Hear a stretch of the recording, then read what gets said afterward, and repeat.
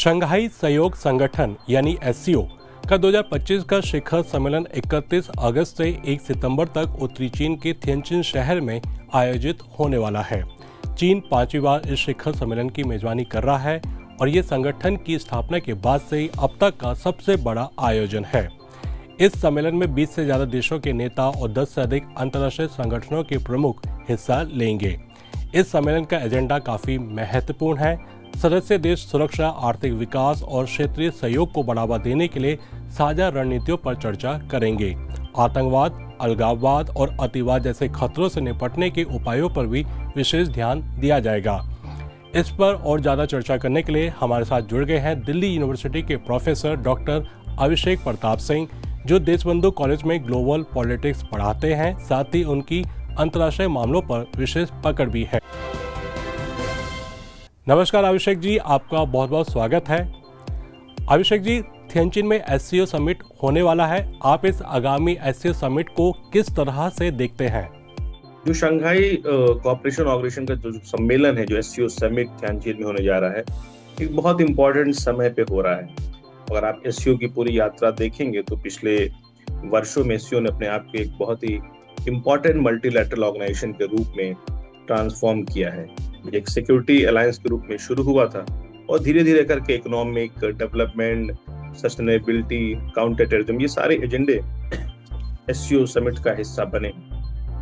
मुझे लगता है 3-4 बातें यहाँ पर महत्वपूर्ण है जो एससीओ समिट के संदर्भ में देखने को आती है। एक तो जो एससीओ का एक फाउंडिंग प्रिंसिपल हुआ करता था कि non interference and respect for sovereignty of the Nations, तो ये मुझे लगता है कि इंपॉर्टेंट प्रिंसिपल है जिसको एससीओ समिट रिइंफोर्स करेगा।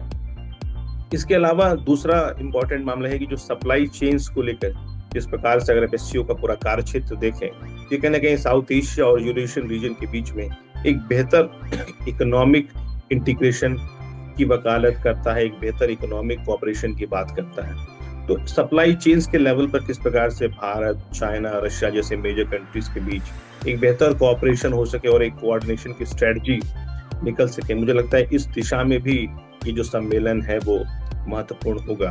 इसके अलावा जो चौथी इंपॉर्टेंट बात है कि भारत चीन संबंधों में पिछले लंबे समय से जो एक तनाव चला रहा था, उसकी दिशा से भी एससीओ समिट में एक पॉजिटिव डेवलपमेंट देखने को मिलेगा। प्रधानमंत्री मोदी खुद इस समिट की यात्रा के लिए जा रहे हैं। तो ये कुछ बातें हैं, मुझे लगता है कि न सिर्फ रीजनल बल्कि ग्लोबल लेवल पर भी एससीओ समिट कुछ important message economics, politics as well as geopolitics को ध्यान में रखते हुए देने में सफल होगा। अभिषेक जी, अभी कुछ दिनों पहले चीनी विदेश मंत्री वांग यी ने भारत का दौरा किया, जहां उन्होंने प्रधानमंत्री मोदी, विदेश मंत्री एस जयशंकर और एनएसए अजित डोभाल से मुलाकात की।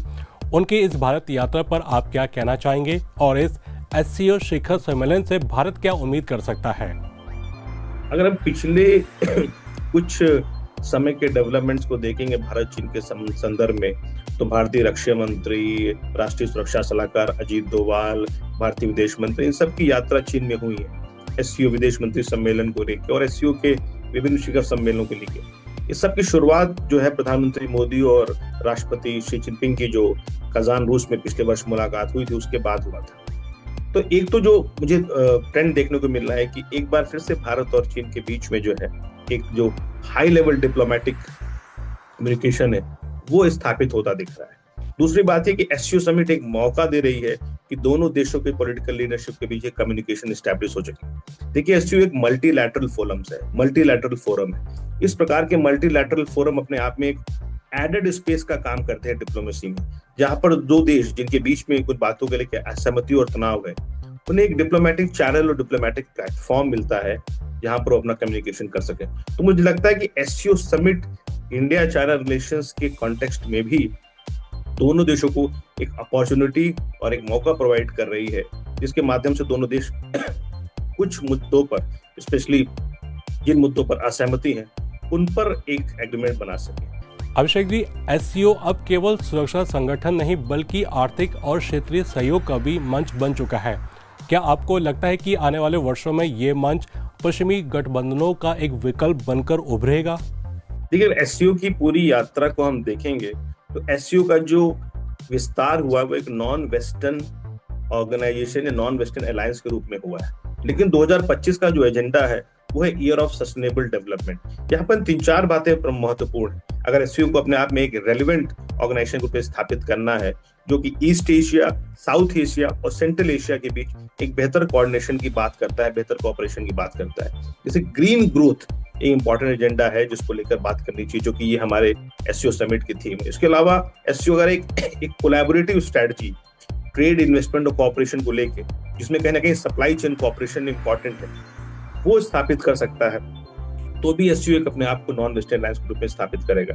मुझे लगता है कि आने वाले वर्षों में एससीओ की 2 इंपॉर्टेंट आयाम होंगे। एक, किस प्रकार से एससीओ इकोनॉमिक अपॉर्चुनिटीज को ना सिर्फ यूरेशियन रीजन में बल्कि साउथ एशिया और ईस्ट एशियन रीजन में क्रिएट कर सकता है। इसके साथ साथ मल्टीलैटरल डिप्लोमेसी को भी किस प्रकार से एससीओ मजबूती दे सकता है। ऐसे समय में दुनिया में जब अमेरिकी राष्ट्रपति ट्रंप के जो टैरिफ वॉर के कारण supply chains, economic integration, trade investment को लेकर बहुत ज्यादा चुनौतियां सामने आ रही हैं और एक बहुत ज्यादा संशय का माहौल है, तो मुझे लगता है कोलैबोरेटिव स्ट्रेटजी, एक कोऑपरेटिव स्ट्रेटजी को लेके एससीओ समिट ने काम करना चाहिए और ग्रेजुअली आने वाले वर्षों में इसे हम एक इम्पॉर्टेंट मल्टीलैटरल इकोनॉमिक ऑर्गेनाइजेशन के रूप में देख सकते हैं, जो कि नॉन वेस्टर्न अलायंस होगा और कहीं ना कहीं वेस्टर्न ऑर्गेनाइजेशंस के साथ या उनसे अलग एक विकल्प के रूप में स्थापित होगा। बहुत बहुत धन्यवाद आपका।